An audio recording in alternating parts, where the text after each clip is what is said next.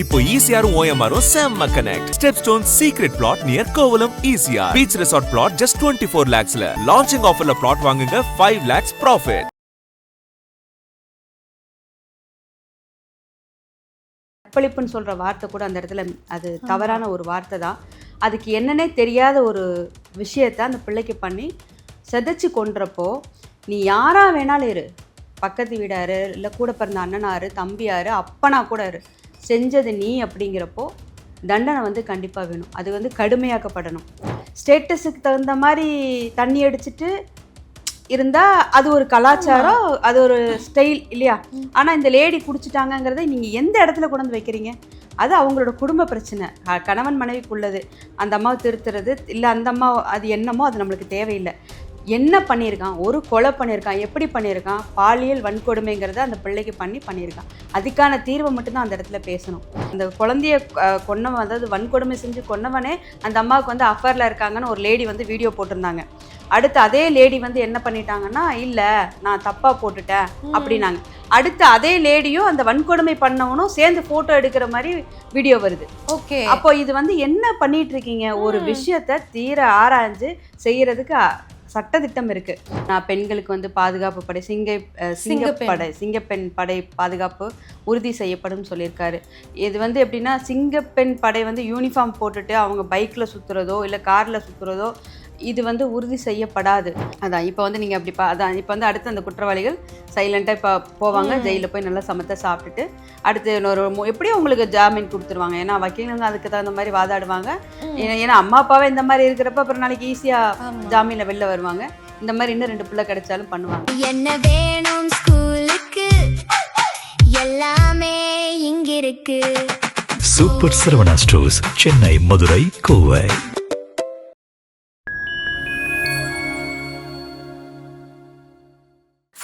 நேயர்களுக்கு வணக்கம். இன்னைக்கு நம்ம கூட motivational speaker Janaki Sundarraj ma'am இருக்காங்க. வணக்கம் மேம். வணக்கம். ஓகே மேம், இன்னைக்கு வந்து நாளுக்கு நாள் வந்து பெண்களுக்கு எதிரான குற்ற சம்பவங்கள் வந்து அதிகமாகிட்டே தான் இருக்கு. நம்ம நியூஸ்ல வந்து திறந்தாலே வந்து இந்த நியூஸை தான் வந்து நம்ம மோஸ்ட்லி பார்த்துட்டு இருக்கோம். இப்போ வந்து ரீசெண்டாக நடந்தது வந்து கோவை மாணவியோடைய பாலியல் வன்கொடுமை. அந்த பொண்ணை சீரழிச்சு கொன்று இருக்காங்க. ஸோ அந்த அம்மா தான் வந்து குடிச்சதுனால தான் குழந்தைக்கு இப்படி ஆச்சு அப்படின்னு வந்து கேஸ் வந்து இன்னொரு பக்கமாக திசை திருப்புது. ஸோ இப்போ அந்த கேஸ் எந்த நிலைமையில இருக்கு மேம்? இது வந்து ஆக்சுவலாமா கேஸ் எந்த நிலைமையில இருக்குது அப்படிங்கிறது வந்து திசை திருப்பிட்டாங்க. ஒரு விஷயம், அந்த குழந்தை வந்து அது வந்து குழந்தை, அதுக்கு 10 வயசு ஒரு குழந்தைய வந்து பாலியல் வன்கொடுமை பண்ணி அதை சதைச்சு அந்த பிள்ளைய வந்து கொன்று போட்டுட்டு, அந்த காரணமான பர்சன் வந்து பக்கத்து வீட்டுக்காரவங்க, அந்த லேடிக்கும் அவங்களுக்கு அஃபேர் இருக்குது, அந்த லேடி குடிச்சிட்டாங்க அப்படிங்கிறது வந்து இதெல்லாம் ஒரு பக்கம் இருந்தாலுமே அந்த குழந்தைய சித்திரவதை பண்ணி, அதாவது கற்பழிப்புன்னு சொல்கிற வார்த்தை கூட அந்த இடத்துல அது தவறான ஒரு வார்த்தை தான். அதுக்கு என்னன்னே தெரியாத ஒரு விஷயத்த அந்த பிள்ளைக்கு பண்ணி செதைச்சு கொன்றப்போ, நீ யாரா வேணாலும் இரு, பக்கத்து வீடாரு, இல்லை கூட பிறந்த அண்ணனாரு, தம்பியாரு, அப்பனா கூட இரு, செஞ்சது நீ அப்படிங்கிறப்போ தண்டனை வந்து கண்டிப்பாக வேணும். அது வந்து கடுமையாக்கப்படணும். அதை விட்டுட்டு இப்போ வந்து அப்படியே அந்த அம்மா பக்கம் போயிருக்காங்க. என்ன காரணம்னா, அந்த பொண்ணு குடிச்சிட்டாங்கன்னு. ஆமாம், எந்த உலகத்தில் இருக்காங்க? இன்றைக்கி தான் பப் வந்துருச்சு, எல்லா இடத்துலையும் டைரெக்டாக போய் லேடிஸ் வாங்கி குடிக்கிறாங்க. அதாவது ஸ்டேட்டஸுக்கு தகுந்த மாதிரி தண்ணி அடிச்சுட்டு இருந்தால் அது ஒரு கலாச்சாரம், அது ஒரு ஸ்டைல் இல்லையா? ஆனால் இந்த லேடி குடிச்சிட்டாங்கங்கிறத நீங்கள் எந்த இடத்துல கொண்டு வந்து வைக்கிறீங்க? அது அவங்களோட குடும்ப பிரச்சனை, கணவன் மனைவிக்குள்ளது. அந்த அம்மாவை திருத்துறது இல்லை, அந்த அம்மா அது என்னமோ அது நம்மளுக்கு தேவையில்லை. என்ன பண்ணியிருக்கான்? ஒரு கொலை பண்ணியிருக்கான். எப்படி பண்ணியிருக்கான்? பாலியல் வன்கொடுமைங்கிறத அந்த பிள்ளைக்கு பண்ணியிருக்கான். அதுக்கான தீர்வை மட்டும்தான் அந்த இடத்துல பேசணும். இதை விட்டுட்டு அந்த அம்மாவை பற்றி, அப்புறம் அந்த அம்மாவுக்கும் அந்த கொலை பண்ணவனுக்கும் அஃபேர் இருக்குது, அந்த அம்மா தான் அந்த குழந்தைய, இதெல்லாம் வந்து ஒரு தவறான ஒரு செயல். இது ஏன் இந்த இடத்துல வந்து இதெல்லாம் திணிச்சாங்கங்கிறது உண்மையாலே வெட்கத்துக்குரிய ஒரு விஷயம். சட்டம் வந்து இது எப்படி அந்த பையன் செஞ்சுருக்கிறான், இந்த மாதிரி அது நிரூபிக்கப்பட்டிருக்கு அப்படிங்கிறப்ப அதுக்கான ஒழுங்கு நடவடிக்கை எடுக்கணும். அதுக்கப்புறம் இப்போ அந்த அம்மா அந்த புருஷன் அவங்கள அது அவங்க பாடு, அது நம்ம அந்த டாபிக்குள்ளே போகக்கூடாது. சோசியல் மீடியாவில் வந்து ஒரு குழந்தைக்கு வன்கொடுமை நடந்திருக்குங்கிறத பேசுறதை விட்டு போட்டு ரொம்ப கேவலமாக ஈனத்தனமாக இதெல்லாம் செய்கிறது வந்து ஒரு பொறுப்பற்ற செயல்னு நினைக்கிறேம்மா. Okay ma'am. அதே மாதிரி அவங்க பிரஸ் மீட் கொடுத்ததை வந்து நம்ம பார்த்தோம். அதுல வந்து ஒரு ரிப்போர்ட்டர் வந்து அந்த அம்மா கிட்ட வந்து நிறைய கேள்வி கேட்டிருந்தாரு. அந்த கேள்வி கேட்கிற டோனே வந்து ரொம்பவே ரூடா தான் இருந்துச்சு. அது மட்டும் இல்லாம அவர் எந்த ஒரு டோன்ல வந்து கேட்டிருந்தாருன்னா, நீங்க குடிச்சிருக்கீங்க, நீங்க குடிச்சதுனால தான் வந்து இந்த குழந்தை இறந்திருக்கு. இதுவே வந்து இப்போ நம்ம வெளியே இருந்து பார்க்கும்போது, நம்ம இப்போ ஒரு பெண்ணா பார்க்கும்போது நமக்கு என்ன தோணுதுன்னா, இது வந்து அவர் கேட்ட டோன் வந்து இது வந்து ஒரு ஆணாதிக்க சமூகம். அதுல வந்து நீ ஒரு பெண்ணா இருந்து குடிச்சது தப்பு. இதுவே அந்த இடத்துல வந்து அந்த அப்பா குடிச்சிருந்தாருன்னா, அதை வந்து நாங்க இவ்ளோ பெரிய இஷ்யூவா வந்து ஆக்கியிருக்க மாட்டோம். நீ ஒரு பெண்ணா இருந்து குடிச்சதுனால தான் நீ வந்து அந்த குழந்தைய வந்து நீ தான் பாத்துக்கணும், உன்னோட ரெஸ்பான்சிபிலிட்டி தான் அது. இதுவே வந்து அந்த ஹஸ்பண்ட் குடிச்சிருந்தாருன்னா என்ன சொல்லிப்போம், ஹஸ்பண்ட் தான் குடிச்சிருக்காருன்னு தெரியுதுல, நீ தானே குழந்தைய பாத்துக்கணும் அப்படின்ற மாதிரி கேள்வியை முன் வச்சிருப்பாங்க இல்லையா? சோ இது வந்து ஒரு பெண் என்ன ஒரு தவறு நடந்தாலும் ஒரு பெண்ணை சுத்தி தானே அது இருக்கு. பார்த்தேன் அவங்கள வந்து மைக்ல வச்சு பேசுறப்போ அவங்க வந்து மிரட்டுற மாதிரி ஒரு தோரணையில கேக்குறாங்க. ஒரு பர்சன், அதாவது மீடியா தெரியாதவங்க ஒரு மைக் வச்சுட்டாலே அவங்க ஒரு திணறுவாங்க. ஒரு 10 பேரை பார்க்குறப்போ ஒரு பேசுறதுக்கு ஒரு திணறல் இருக்கும். நான் என்ன சொல்ல வரேன், திரும்பவும் சொல்ல வரேன், அது வந்து அந்த பெண் குடிக்க அடிமையாக இருக்காங்க, குடிக்கப்படுறாங்கங்கிறது நம்மளுக்கு அது அவங்க பர்சனல்.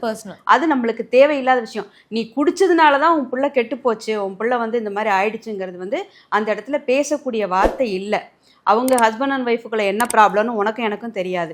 அந்த குழந்தைய இந்த அம்மாவால தான் அந்த மாதிரி நடந்துருச்சு அப்படிங்கிறத அதை ஏற்றுக்கக்கூடிய விஷயம் கிடையாது. மேபி அப்படி ஆயிருந்தா கூட அது விசாரணையில தான் நம்ம தெரிஞ்சுக்கணும். ஆனா நீங்களாம் ஏன் இப்படி ஒரு கதை கட்டுறீங்க? இன்னொரு விஷயம் என்னன்னா, அந்த குழந்தைய கொன்னவன், அதாவது வன்கொடுமை செஞ்சு கொன்னவனே அந்த அம்மாவுக்கு வந்து அஃபேர்ல இருக்காங்கன்னு ஒரு லேடி வந்து வீடியோ போட்டிருந்தாங்க. அடுத்து அதே லேடி வந்து என்ன பண்ணிட்டாங்கன்னா, இல்ல நான் தப்பா போட்டுட்டேன் அப்படின்னாங்க. அடுத்து அதே லேடியும் அந்த வன்கொடுமை பண்ணவனும் சேர்ந்து போட்டோ எடுக்கிற மாதிரி வீடியோ வருது. ஓகே, அப்போ இது வந்து என்ன பண்ணிட்டு இருக்கீங்க? ஒரு விஷயத்த தீர ஆராய்ஞ்சு செய்யறதுக்கு சட்டதிட்டம் இருக்கு.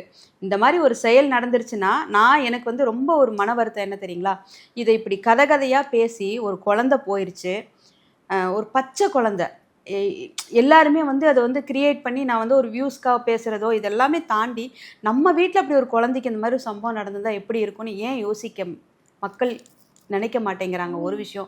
இன்னொரு விஷயம், இந்த ஒவ்வொரு விஷயமும் நம்ம டெய்லி கடந்து வந்துட்டு இருக்கோம். இதுக்கு ஏன் வந்து அரசும் அரசு சார்ந்த சட்டங்களும் ஒரு தரமான ஒரு செயலை தீர்மானிக்க மாட்டேங்குது? விசாரணை செஞ்சிட்டிங்களா? கோர்ட்டில் இவன் தான் உறுதிப்படுத்திட்டீங்களா? ஏன் அவனுக்கான தண்டனை சடனாக மரண தண்டனை கொடுக்க முடியாது அப்படின்னு சொல்லி சில பேர் பேசுறாங்க. ஆமா, கொடுக்க முடியாதுதான். ஆனா ஆயுள் தண்டனையா கொடுத்து அவனுக்கு சோறு போட்டு வளர்த்தாலும் ஜாமீன்ல வெளியில வந்துட்டு இதே தப்ப திரும்ப செய்ய மாட்டான்னு என்ன நிச்சயம்? அப்போ இதுக்கு வந்து இப்போ நம்ம வந்து ஒவ்வொரு பொம்பளை பிள்ளையிலும் இப்போ ரொம்பவே, அதாவது பிள்ளைங்கனாலே ரொம்ப பாதுகாப்பாக ஏதோ சில கம்பியெல்லாம் சுற்றிட்டு தான் அனுப்பணுங்கிற நிலைமைக்கு இப்போ நம்ம பெற்றோர்கள் தள்ளப்படுறாங்க.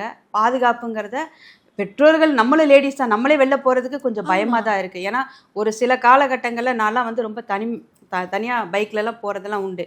இப்போ வந்து ஒரு 9 மணிக்கு மேலே சில இடங்களுக்கெல்லாம் நம்ம போயிட்டு கொஞ்சம் ஆள் நடமாட்டம் இல்லைன்னா கொஞ்சம் பதபதிக்குது. ஒரு 4 பேர் அங்கே நின்று பேசுகிறாங்க, இங்கே நின்று பேசுகிறாங்கன்னா அவங்க நல்லவங்களாவே இருந்தாலும் நம்ம பயம் நம்மளை மீறி வருது. அப்போ நாடு எங்கே போயிட்டுருக்கு? எனக்கு வந்து பாதுகாப்பை யார் உறுதி பண்ணணும்? நம்ம நாட்டை ஆள்றவங்க, நம்ம நாட்டை சட்டத்திட்டத்துக்கு உட்படுத்தி வச்சிருக்கவங்க தான் பண்ணணும். அப்போ இதுக்கு சட்டம் சரியான செயல்முறையை செயல்படுத்தாம நீயோ நானோ எவ்வளோ பாதுகாப்பா இருந்தாலும் இங்கே பாதுகாப்பு நிச்சயப்பட இல்லை. அதே மாதிரி தான் மேம், எல்லாருமே வந்து இந்த பிரச்சாரம் பண்ணும் போதும் சரி, அந்த ஆட்சிக்கு வர்றதுக்கு முன்னாடியும் சரி, நாங்கள் வந்து ஆட்சிக்கு வந்தால் வந்து பெண்கள் பாதுகாப்பில் வந்து நாங்கள் முக்கியத்துவம் கொடுப்போம் அப்படின்னு வந்து எல்லாருமே சொல்கிறத வந்து நம்ம பார்த்து தான் இருக்கோம். ஆனால் இது வரைக்கும் வந்து ஆட்சி நடத்தின யாருமே அதுக்கு வந்து ஒரு முன்னேற்பாடு செஞ்சதோ, அதுக்கு வந்து ஒரு ஆக்ஷன் எடுத்து இது பண்ணதோ இதுவரை பார்த்துட்டே இல்லை. ஸோ அது வந்து தொடர்ந்துட்டே தான் இருக்கு. யார் ஆட்சிக்கு வந்தாலுமே, இப்போ விஜய் அவர்கள் கூட வந்து இப்போ ஆட்சிக்கு வந்திருக்காரு. அவர் முன்னாடி வந்து பெண்கள் பாதுகாப்புல வந்து நான் ரொம்ப ஃபோக்கஸ் பண்ணுவேன் அப்படின்னு சொல்லியிருக்காரு. பட் அவர் ஆட்சிக்கு வந்துமே இன்னும் இந்த மாதிரி விஷயங்கள்லாம் வந்து தொடர்ந்து நடந்துட்டு தானே இருக்கு. கண்டிப்பாம்மா. இப்போ அதில் வந்து அதான், இப்போ விஜய் அவர்கள் வர்றதுக்கு முன்னாடி அவர் வந்து பயங்கர ஃபுல் ஃபோர்ஸாக ஒரு ஆக்ரோஷமாக வந்து அவர் சொன்ன விஷயங்கள்ல இதுவும் ஒன்று. நான் பெண்களுக்கு வந்து பாதுகாப்பு படை, சிங்கப்பெண் படை பாதுகாப்பு உறுதி செய்யப்படும் சொல்லியிருக்காரு. இது வந்து எப்படின்னா, சிங்கப்பெண் படை வந்து யூனிஃபார்ம் போட்டுட்டு அவங்க பைக்கில் சுற்றுறதோ இல்லை காரில் சுற்றுறதோ இது வந்து உறுதி செய்யப்படாது. சட்ட திட்டங்கள் நிறைவேற்றப்படணும். இந்த மாதிரி ஒரு பிரச்சனை நடக்குது பெண்களுக்குன்னா இவர் வந்த முதல் கையெழுத்து அதுக்கு தாம்மா போட்டிருக்கணும். பெண்கள் பாதுகாப்பை தான் அவர் ஃபர்ஸ்ட் உறுதிப்படுத்தி இருக்கணும். அதை இன்னும் அவர் செய்யலைங்கிறது எனக்கும் வருத்தத்துக்கு ஒரு விஷயம் தான். ஏன்னா நிறைய பேர் அவர் அண்ணா அண்ணான்னு சொல்லிட்டு இன்னும் அவர் மேல ஒரு மிகப்பெரிய அன்பு வச்சிருக்காங்க. ஆனா எனக்கு தெரிஞ்ச அவர் இன்னும் இந்த மாதிரி சரியான பாதையில் அவர் போகலையோ அப்படிங்கிறது என்னோட கருத்தா தான் இருக்கு. இது போக இன்னும் அவர் நிறைய விஷயங்கள் சொன்னாரு. ஆனா அது எல்லாமே அதுக்கு அகெயின்ஸ்டா தான் அவர் சில விஷயங்கள் பண்ணியிருக்காருங்கிறது என்னை பொறுத்த வரைக்கும் நான் சொல்ற கருத்தா இருக்கு.